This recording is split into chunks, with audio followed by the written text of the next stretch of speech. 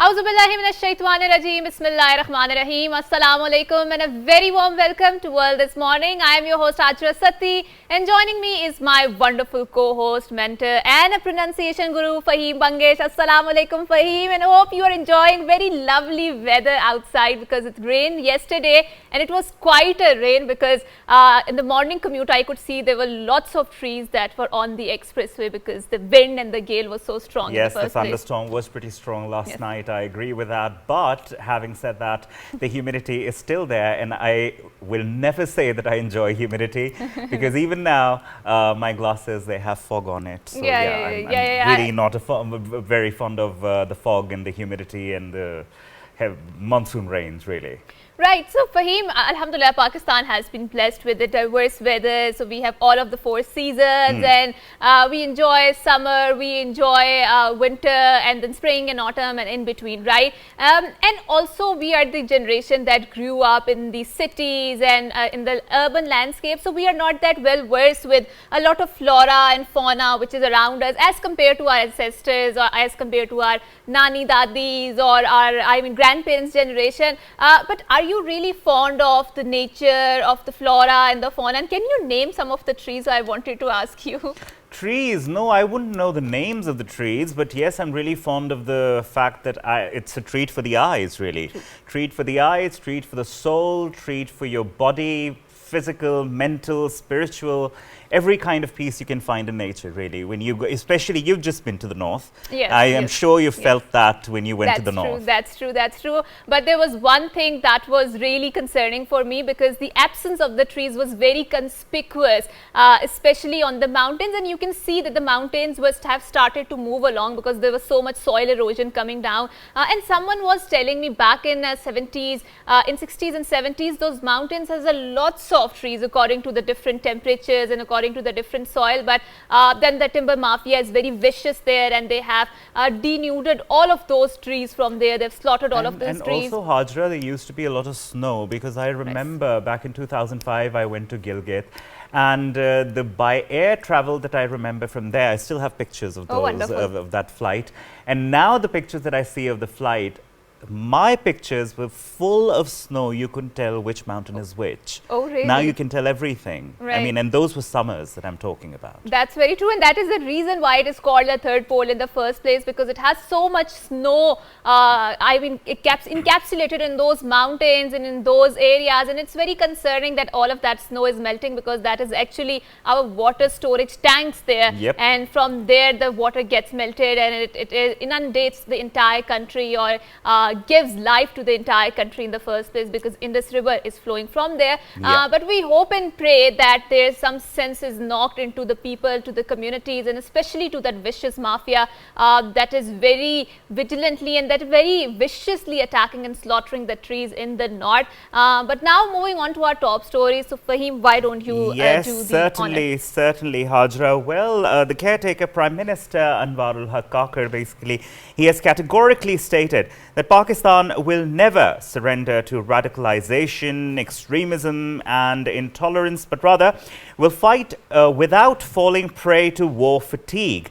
Also addressing a press conference in Karachi, the caretaker Prime Minister, he mentioned that those who think that we will fall prey to war fatigue should clear their misunderstanding. Also, he mentioned that those trying to undermine the morale of the Pakistani nation should clear their misunderstandings, as Pakistan would never forget the sacrifices of its martyrs. Definitely, that's something that each and every Pakistani is proud of, the sacrifices which have been given by the martyrs of not just the Pakistan army, but also the civilians who, especially if you remember the era of the war on terror, how it was horrible and how it was, I mean, each and every person used to live in constant fear in those times. Well, definitely, but times have changed now. Things are moving in a better direction and we have hope now, and we have, I think, inshallah, a better future. Alhamdulillah, and I think this is what we want to believe. But Having said so, we hope and pray that the coming days are going to get much better. And I think Fahim, because you mentioned about war and terror and how after the 9/11 we've seen that Pakistan was studied a lot through the lens of securitization, through extreme securitization, and then there was a lot of literature that was being produced, and that too from the West, in terms of the knowledge, in terms of the pop culture, mass culture, which was looking Pakistan through extremely bigoted lens of the terrorism, of extremism, of extreme securitization. But now, after the 2 decades since that lens is breaking up, since that lens I mean, I would say is vanishing. So we could see that there is a lot of interesting research that is coming on, and that too from the cultural point of view. So you can see that there are lots of books that are written which depicts Pakistan much more than that.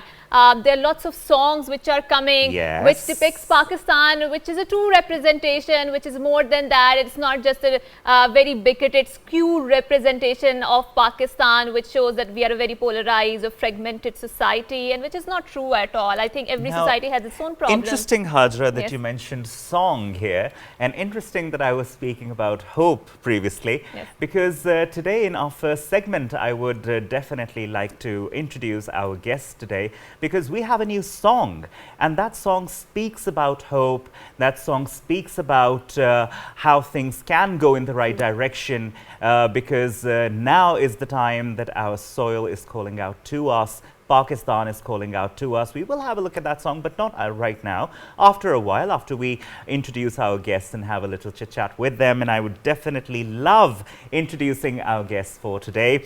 Our first guest in our first segment is Miss Iram Saeed. Miss Iram Saeed is a motivational speaker. She's a writer, and very interestingly, she has been with us in PTV World as well. It's amazing to have a former colleague once again in our program. Iram, welcome to PTV World and World This Morning. Thank you very much. It's great to be back. It's great to have you. Now, and our second guest in our first segment today is Adnan Qureshi. Adnan Qureshi has been in our programs previously as well. True. He's a singer, and that is one of his biggest passions in life because I know of him. I know him personally as well to a certain extent. And as far as I know, passion is there when it comes to singing, when it comes to old songs, when it comes to new compositions, when it comes to building up something that would create a change perhaps in the society. So Adnan is here with us. Adnan, welcome to PTV World. Hey Fahim, how are you? Good to be back. Lovely having you here. Thanks for having us. Yeah.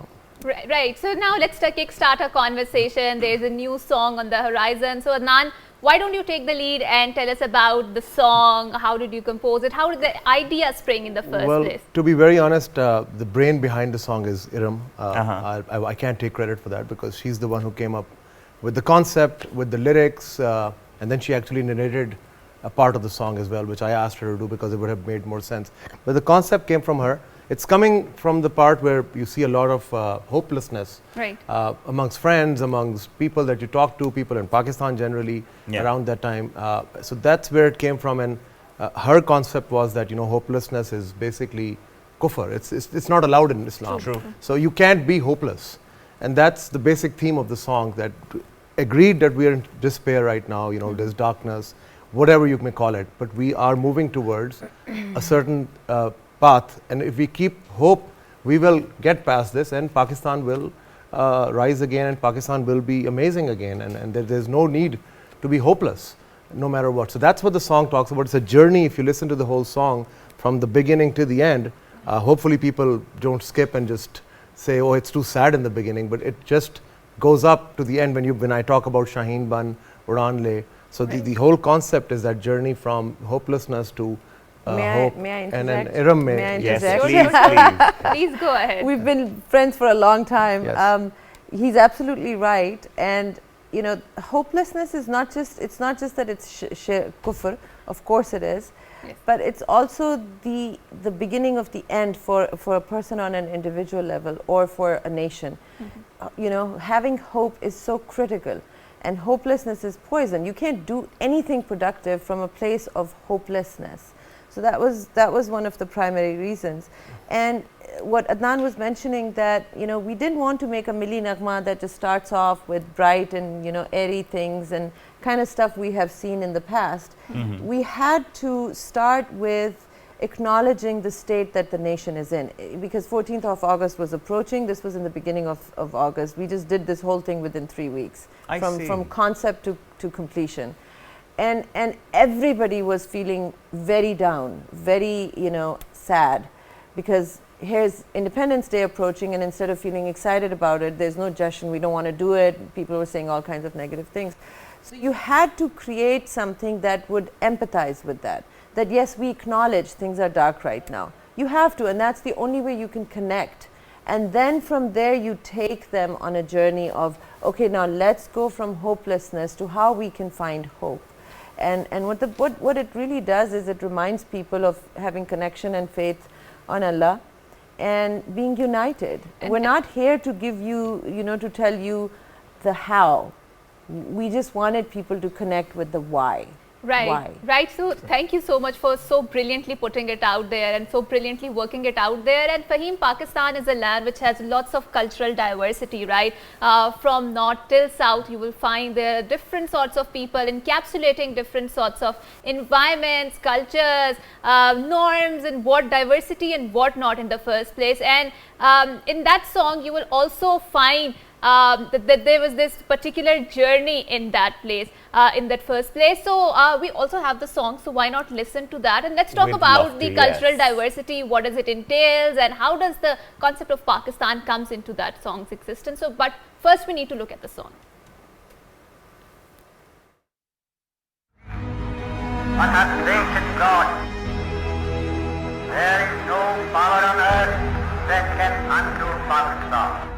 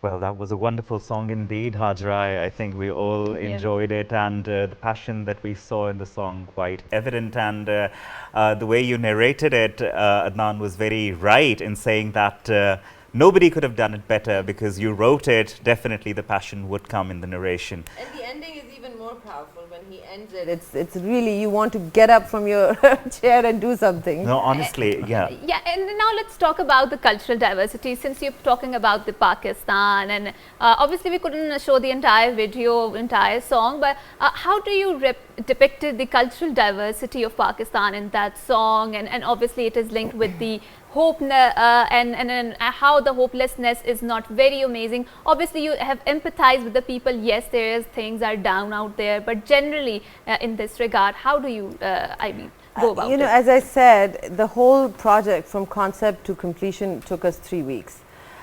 Cultural diversity is depicted in a couple of images. We did use that, but I think it was more challenging for us was to keep it very neutral, because we're so divided right now. If we showed a certain image, people would be like, oh, they're doing it for so and so, or they're doing it. So our challenge was to keep it very neutral so that everybody can connect with it and say, yes, this is for me, this is my Pakistan. No, that is true. That must have been a challenge because we was. are working towards cultural inclusivity as well, Hajra. And definitely, like you spoke about empathy, when we talk about this Sufism aspect of life, you're a motivational speaker as well. We know of that. You give ideas, you talk about the purpose of life.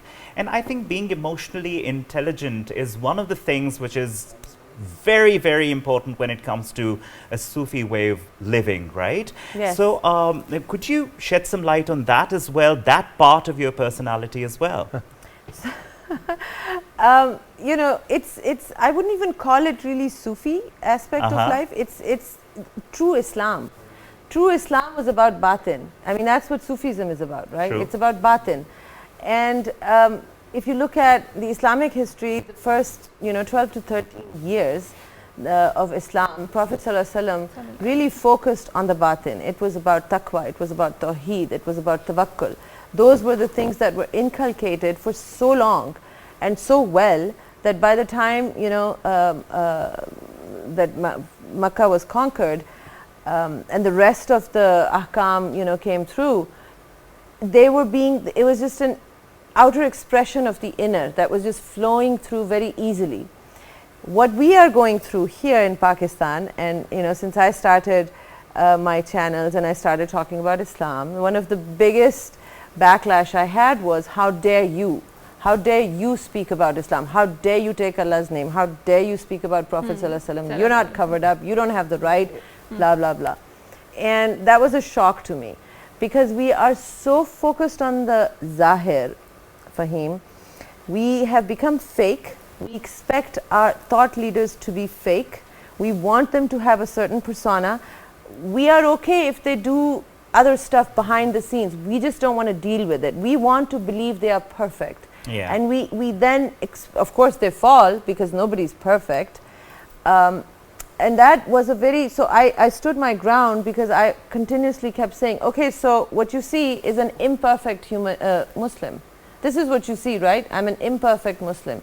Well, guess what? I admit it. I'm okay with it. And the beauty of this aspect is that imperfection, Hajra, and you would agree as well, Iram, perfection lies in the imperfection of humans. It does. It does. And it's like Allah Ta'ala doesn't expect perfection from us. That's true. There was only one perfect hasti. That's Rasulullah true. That's the Prophet, yeah. Ahle Bayt, they are gone now. We are all imperfect. We need to accept our imperfections, because when you don't, and I don't want to go into my motivational talk here, but when you don't accept your imperfection, guess what? You create distance between you and your Creator. You think Allah won't love me unless I'm perfect. But Allah loves you the way you are, because He made you. He knows you're not perfect. So give up the pretense. That's very true, and thank you for saying that. So now I think coming to Adnan. Yeah. Adnan, since you're very passionate about songs, and Alhamdulillah, you have been to our show before, and culture is represented in the songs a lot, right? So Sure. we've seen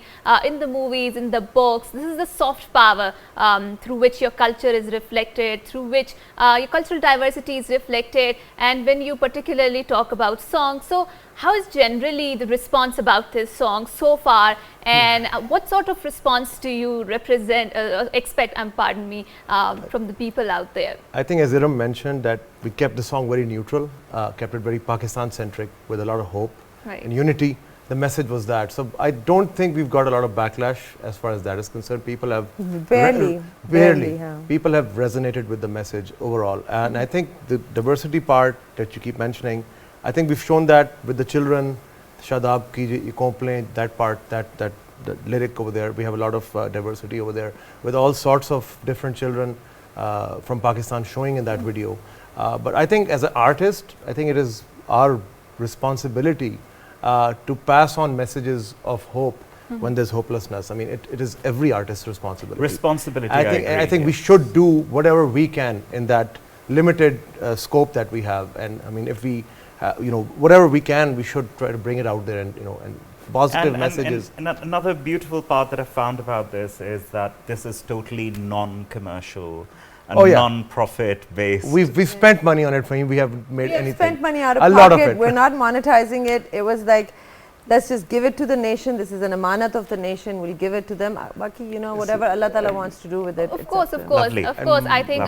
My request to your audience, whoever's watching, is to share it, to like it, and then of course, watch it for as long as you possibly can. Aajkal, the attention span with songs is, my kids tell me it's 30 seconds. That's true. I mean, they'll skip to the next song or the next song. So people don't even want to watch anything for more than 30 is too long. 30 seconds even is too. So I mean, Right, the challenge then becomes, as an artist, is that you want to put the best part of the song right at the beginning. But in this case, we had to move from a slower start to the very high tempo at the end. Yes. So maybe people should watch this song in backwards. Just go to the end of the song and start from there, and then they can become those Shaheens and then come down to despair. Right. I mean, maybe that might be a good technique to do it. I don't know.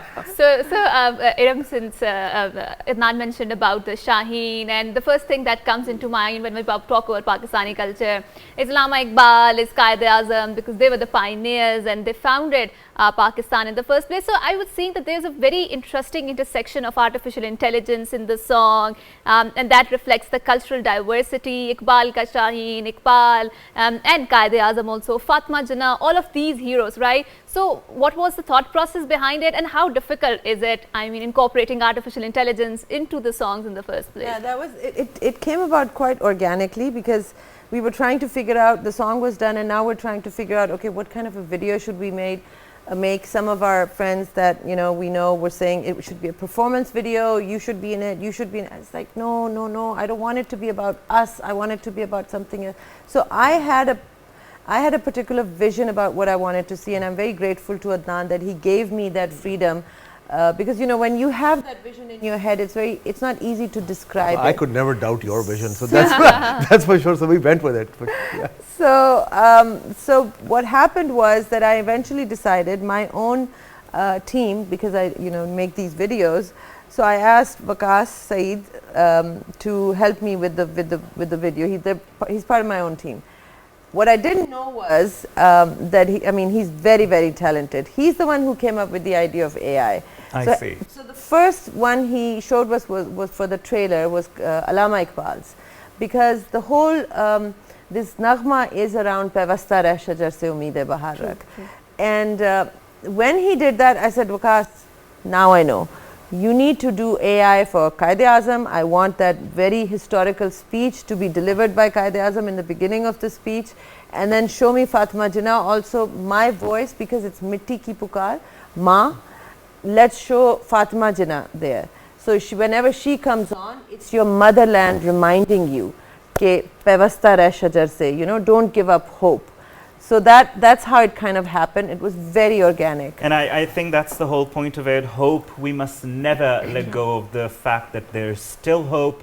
We still have to move forward. We still have to grow and prosper, and definitely factors and people who will always be there telling you that there is always hope, and you should never let go of that. Because certainly when there is hope, there is love, there is empathy, there is so much in our culture, there's so much in our country, in the people of our country, in the soil of our country, that I think we just can't let it go. We just can't let the hope go. So thank you very much, Adnan and Iram, for coming here. So and thank you very much for a gift that you've given this nation in the form of a song. And I think certainly it would go a long way, and it would give a lot of hope to a lot of people, certainly. Yes, and if I may just say one more thing is that, you know, connect with gratitude also. No matter how bad things are right now, we're still blessed with a beautiful country and a beautiful nation. Let's not forget gratitude, because nations that remember gratitude during hard times are the ones who succeed. That's true. Thank you so much for brilliantly putting out such a beautiful message out there, and I think that will reverberate with me for a very, very long time, because this is how we should be thinking in the first place. So thank you so much, Ms. Iram. Thank you so much, Adnan, for coming here once again. And we are going on a short break, but after we come back, there's a very interesting conversation lined up, so don't change the channel.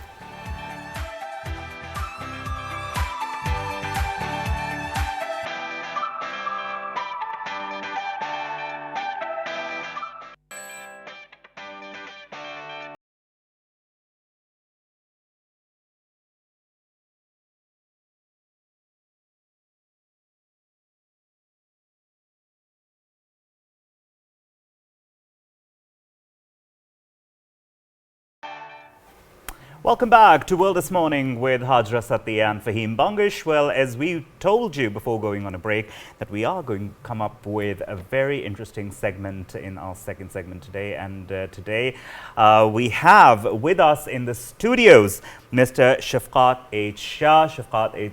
Shah Saab is Senior Director Commercial. He works with S&P Global. Shafqat Saab, welcome to World This Morning. Thank you very much, Fahim. It's a pleasure having you. Likewise. And definitely when we talk about international organizations, whenever we say or talk or mention them, we say that they have to do a lot in contributing to the economy of Pakistan, contributing to the workforce of Pakistan. Definitely considering the youth bulge that we have in Pakistan, they need to be their energies need to be channelized in the right manner, in the proper manner. And I think international organizations having their own proper organized manner in which their HR policies go, I think they do contribute a lot. And I think they are a way forward for even our local organizations, our government organizations, to perhaps learn from them. That's very true, but before we kickstart our conversation, obviously it's about the youth development, obviously it's about how young people are incorporated into the job market. And then let's talk about a little bit about the millennials and how their way of thinking is changed. And I could see that, you know, you're also complying with that dress code because they do not want to be suited, booted. They want to be in their comfort zone with their laptops and, you know, with the jeans on. And obviously there are lots of old guard that does not like this sort of change in the first place. So how is the comparison going on within the international organization between the young people who are recruited and the old guard that is more formal, that wants to do things in their own particular way? So please go ahead. So Hajar, that's an interesting question, and I think all organizations are facing that challenge where they need to make sure that their older employee base is comfortable, as well as the fresh blood that is coming in. So your observation about my dressing, I'm wearing jeans, but also a dress shirt and a jacket because I was coming here. That is how leadership make sure that they are relatable to the diverse workforce that we have right now. Millennials, the hallmark of millennials is flexibility. So they want flexible dress code, they want flexible work hours, they want flexible, you know, anchor flex week, few days a week in office, the rest anywhere, essentially. And the global organizations have realized that, and they're bringing in that culture in Pakistan. It breaks and challenges the status quo and the norms in Pakistan. Some of the organizations get really uncomfortable because it creates a lot of competition where the youth is drawn to these global organizations because of their work culture. the flexibility that they provide. And in S&P Global that I work for is a great example of where we have, very business casual dress code, but also Anchor Flex, where a couple of days a week we can come into office. The rest of the week, we can decide to work remotely from anywhere. And I think that's a brilliant idea, because at the end of the day, what matters is the quality of the work that you're doing, reaching the goals that you have, and not just coming to the office, being uncomfortable, and listening to the people and the office politics that goes on, which is usually quite unhealthy. Now, another question that arises is that usually I remember back in the day when we were studying, it was usually the idea that, okay, get a degree, you're 16 years of education and you're done, you have to get a job and you'll be good to go for the rest of your life. But there has been a paradigm shift. We have been witnessing that in the past, I think, 1 or 2 decades. We've seen that. And people, especially youngsters now that we see, they're studying, they're earning online, they're learning new skill sets, and so much is going on, so much diversity in their lives. Could you shed some light on that? So we have seen that shift, and the organizations are adapting to that shift. No longer a degree is one of the mandatory or the key requirements. It's nice to have, but it's the skill set that our people bring to the table. It's about the job description and the skill matching that job description. And in order for us to, for the organizations to stay abreast and up to date and competitive with the technological changes that we're seeing around us, organizations like S&P Global have introduced continuous skilling up programs. Essential Tech is our hallmark program where you get to pick what you want to learn, and then all those technologies are applied in our products, so you get to implement and gain some experience of those skills too. So, Shafqat Sab, can we say that perhaps in the near future degrees are going to become obsolete? I think they've already became obsolete. They have, but totally, I'm talking about totally obsolete. So it's as I said, it's about getting the job done. Do you need a degree to do that? The answer is not anymore. That's true. Because, when we talk about the art of living, when we talk about being street smart, a degree won't help. Because you go to the university, you get that degree, you complete your credit hours.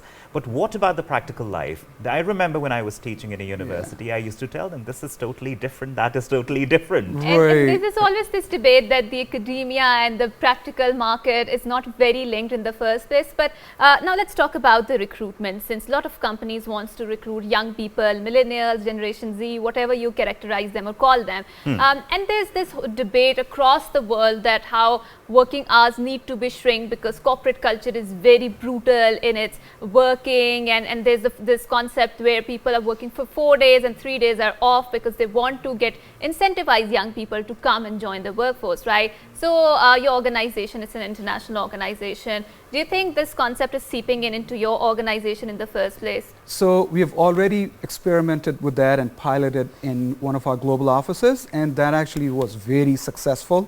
And other offices are getting jealous, and they're like, how soon can we have that? So we have experimented with shrunken or the smaller. And has that increased productivity? So yes. So based on stats, people were eager to take a longer weekend. Yes. So they were more productive and eager to get their work done. They were more productive. They're more efficient. Wonderful. So, but is that across the board just yet?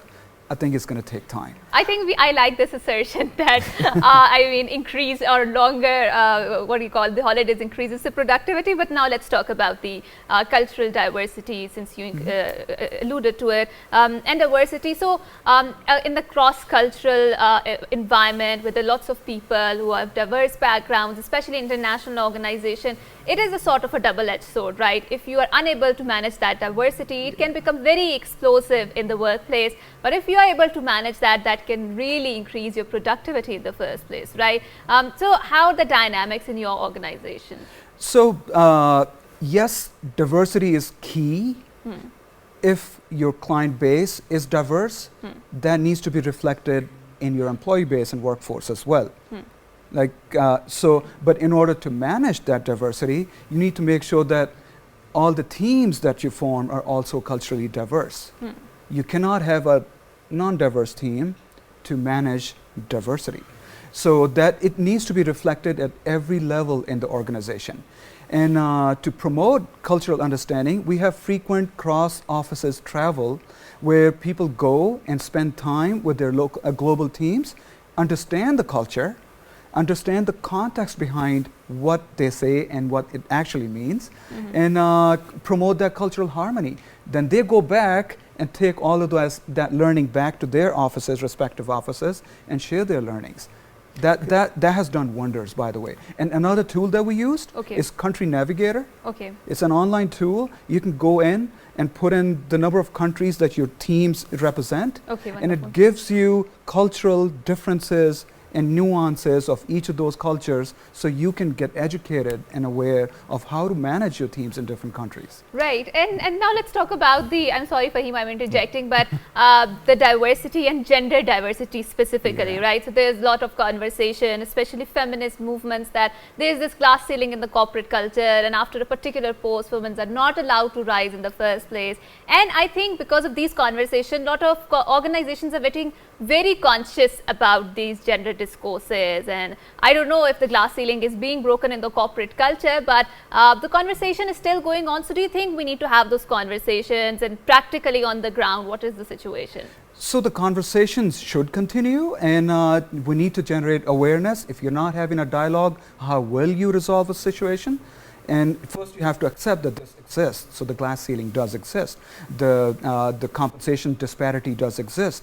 S&P Global recently published a report called DEI report. I highly recommend that you guys read it, because it talks about the stats, hardcore facts that speaks to the disparity that exists, and the steps that we're taking to bridge those gaps. Like for example, at S&P Global, we partnered up with U.S. State Department and U.S. Pakistan Women's Council to commit to mentoring women and girls, 20,000 women and girls within 3 years, and it expires this year. And we've already trained 17,000 plus women and girls in the areas of STEM, and we're poised to overachieve our target. You have to invest in your 50% of the workforce to make sure it's sustainable. Otherwise, look at the economic situation, it's not going to be sustainable. You have to be very realistic. That's true. And also, like you said, you working with the government and definitely giving out trainings to people. I wanted to ask whether do you ever face any bottlenecks working with the people, working with the government, because definitely there are certain policies that you have to comply with. So do you ever come across these bottlenecks? So the bottleneck is accessibility.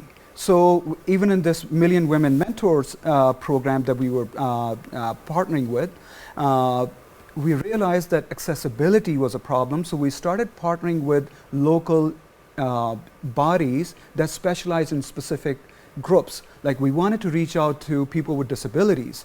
There are groups that are specialized and focus on people with disabilities. We introduced an internship program recently, very close to our heart, is the DEI focus, people with disabilities and transgenders. To reach those pockets of talent was a challenge, so we partnered up with organizations that specialized and focused in those areas, and through them we were able to filter out the talent that matched our criteria. And I'm very happy to share that almost 100% of those, that internship cohort has been converted into full-time employees. So that investment needs to go in. There are solutions to the problems as long as we focus on solutions, not the problems. Right, and you very interestingly mentioned the DIY report, right? I'm sorry, I'm not properly able to pronounce the name of that report. So could you relate some of the key findings of that particular report in our show before we wrap up this segment? So one of the findings is that there is compensation disparity, and it needs to be addressed. One of the, and I'll quote it, that reminds me of another study that we did in partnership with Texas A&M University of Texas A&M, and it was on the impact of COVID on the working women of Pakistan. And that brought out so many cultural dynamics in Pakistan where women were more impacted because of COVID. As soon as they started working from home, all of a sudden their families thought that since they're home, well, you know, they're going to help out with home chores, you know, take care of kids because there are no,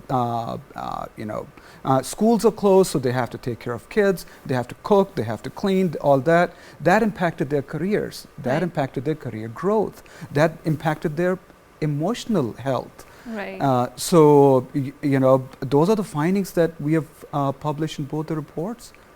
And I think, again, I'll reiterate that we should go and read that report. It's enlightening.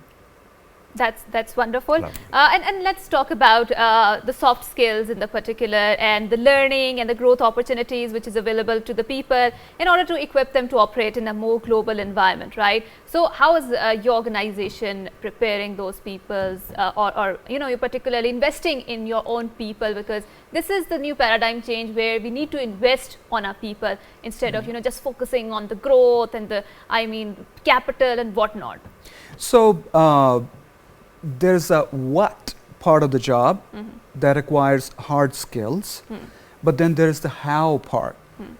I can say a thing, the message will still get across, but can I say it in a professional manner? I can resolve issues, but in an abrasive manner, but can I do it amicably? I can resolve problems, but can I have higher problem solving skills? Those are soft skills that companies have realized that we have to invest in. And one of the programs, one of the platforms that we have is called EDGE, is the corporate level academies of sort, where we offer online and hybrid learning courses. There's a learning exchange program that you can go, your manager can recommend, or you can go and say, hey, I want to take one of these courses because it aligns with my career aspirations, or I'm struggling with one of these areas. And you can go ahead and register online within our internal platform. But we have also gone ahead and partnered with LinkedIn Learning, where it's unlimited access to all the global skills that you want to learn. And it's free for the employees, and they can go and register for those courses and take on those courses. Because I do know of certain people who work in certain corporate sectors, and the sectors, the corporate sector, they do send their employees for training purposes, not just inside Pakistan, but also abroad as well, so that they may be skilled enough to get their jobs done in a proper manner, in a productive manner, and an efficient manner. So definitely, I think we have a lot to learn at a government level, at an individual level, at a group level, because definitely these things may take us in a proper manner in the way forward to the road of prosperity and growth. And definitely, there is always room for learning. We should never think that we're perfect, and learn from wherever we can, definitely. So thank you very much, Afqat Isha Saab, for coming in and giving us your time. Welcome. And it was a productive discussion that we had, and definitely we still have a lot to learn, and we will in the future as well. Thank you very much. It was an honor. Thank you so much, and that was the end of our show. We would like to wrap up our segment and bid you farewell. So until next time, it's a goodbye and Allah Hafiz and good morning.